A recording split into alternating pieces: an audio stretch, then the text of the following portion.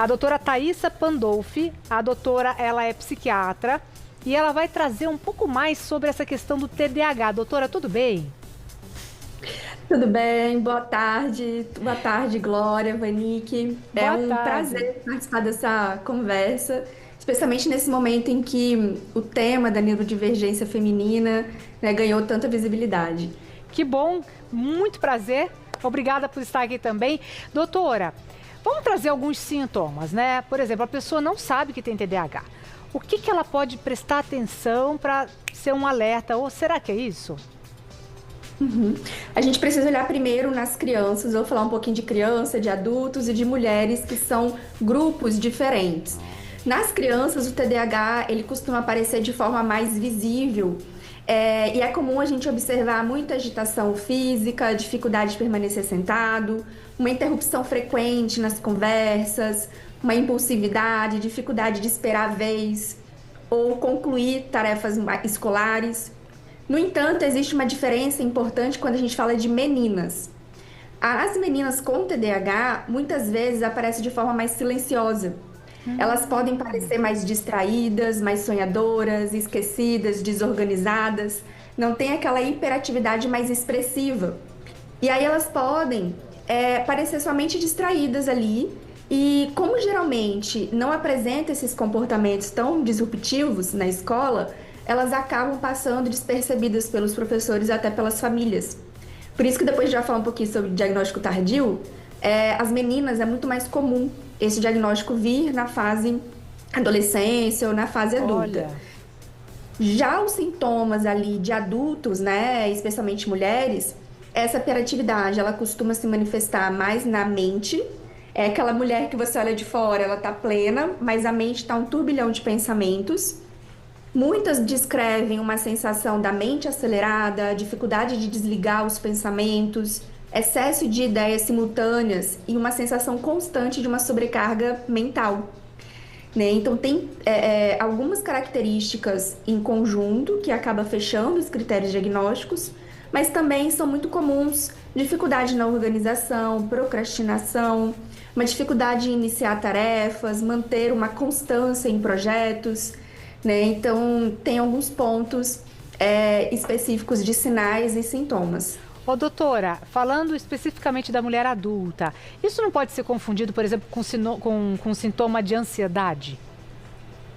Sim, muitas acabam tendo um diagnóstico ali inicial de ansiedade, mas é como se fosse uma ponta do iceberg.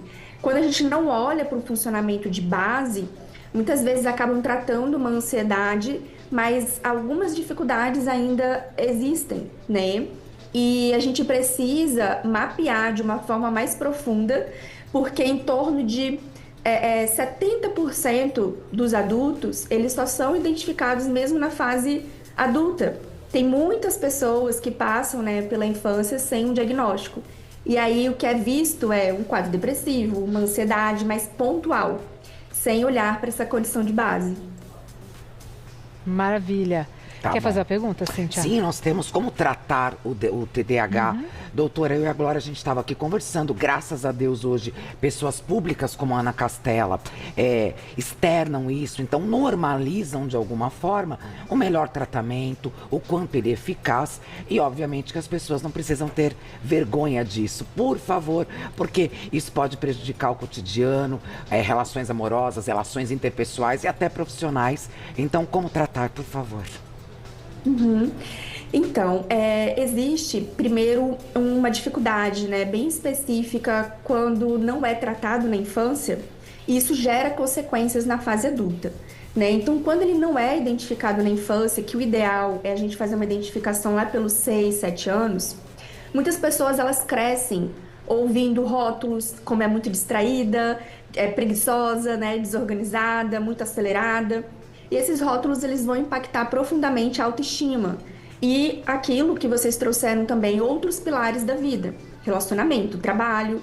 E o tratamento, ele não envolve somente o uso de medicação, né? A gente precisa fazer um olhar num tratamento de forma mais multidisciplinar.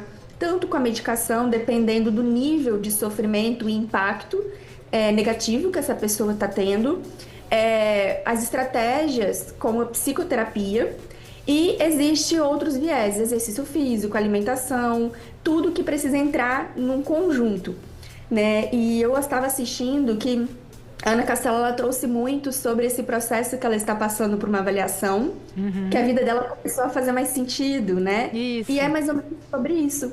Porque quando a gente entrega, né, para a pessoa essa identificação diagnóstica, ela tem um mapeamento do funcionamento dela.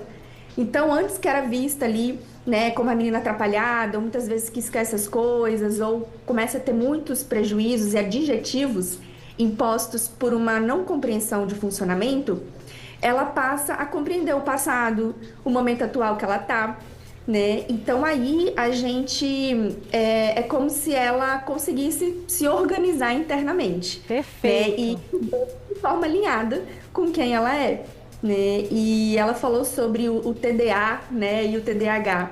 Geralmente esse termo TDA a gente não usa mais na literatura científica, porque, independente se ela tem uma hiperatividade ou não, o diagnóstico é o TDAH, porém existe 3 subtipos.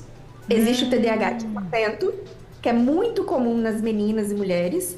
Existe o TDAH impulsivo e hiperativo, que é mais expressivo nos meninos. E existe o TDAH combinado, quando tem a hiperatividade, a desatenção e a impulsividade. Então, no caso dela, ela tá investigando, né, o TDAH com o subtipo desatento predominante. Perfeito. Então, existem tratamentos para mais qualidade de vida, com certeza, para ela. Obrigada, doutora Thaísa. Muito obrigada pelas informações aqui, os esclarecimentos. Um beijo. Um beijo, até mais.